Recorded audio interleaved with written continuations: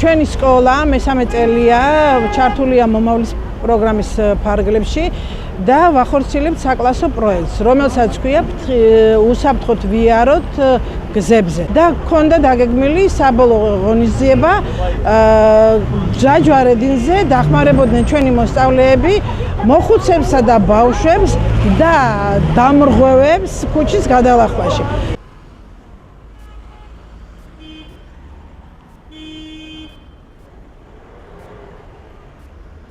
ჩვენ განვახორციელებთ პროექტი საგზაო ნიშნებთან დაკავშირებით და ჩვენი მიზანი იყო გაგვეზარდა საზოგადოების ინფორმირება და ისინი და აგვიხსნა მათთვის, რომ აუცილებელია დაიცვან საგზაო ნიშნები, გადავიდნენ ზებრაზე და დაელოდონ მწვანეს, როდესაც მოძრაობენ, რადგან ეს მათი სიცოცხლისათვის არის სახიფათო, როდესაც მოძრაობენ წითელზე და არ იცავენ მოძრაობის წესს.